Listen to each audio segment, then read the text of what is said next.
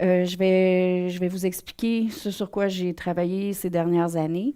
Et puis, si il y a quoi que ce soit qui n'est pas très clair, qui vous embête ou que vous trouvez particulièrement intéressant ou fascinant, ben, on peut en parler après, comme disait Dave.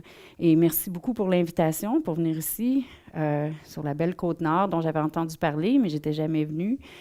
Donc, vous avez vraiment un bel endroit où faire vos études et tout ça. Donc, super, merci beaucoup. Donc, on va commencer, puisque j'ai préparé à peu près 30 minutes, mais des fois, je ralentis quand je présente, fait que j'espère que non, mais Dave va me faire un signe si je prends trop de temps. OK.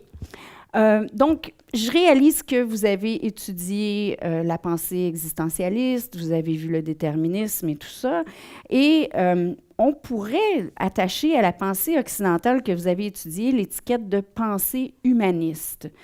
L'humanisme, comme le dit Sartre, Sartre définit ça dans son essai « L'existentialisme est un humanisme ». Sartre dit « Il n'y a pas d'autre univers qu'un univers humain pour l'humanisme, l'univers de la subjectivité humaine ».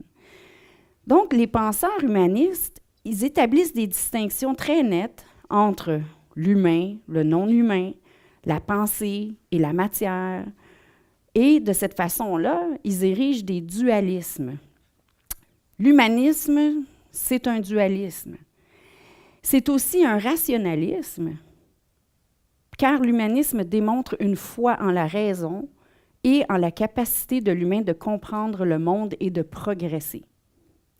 C'est donc aussi une pensée technicienne, parce que la foi en la raison et la capacité de l'humain d'accumuler des connaissances se traduit aussi en la foi en nos capacités à élaborer des outils et des techniques pour améliorer notre sort.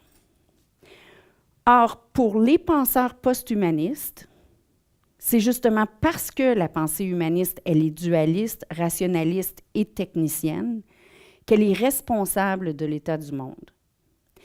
Parce que la pensée humaniste place l'être humain au sommet de la hiérarchie des êtres, parce qu'elle lui accorde la plus grande valeur, elle permet l'oppression, la violence, l'exploitation des ressources, etc.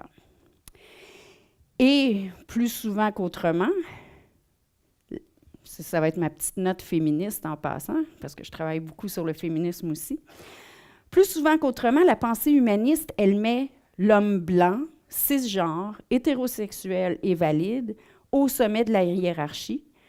Et ça permet tout un régime d'oppression. Donc, comme on pose l'homme, l'humain, comme séparé des autres êtres, on parle ici d'exceptionnalisme. Ça, c'est un terme qui revient souvent dans la littérature post-humaniste, l'exceptionnalisme humain qu'il faut combattre, qu'il faut rejeter.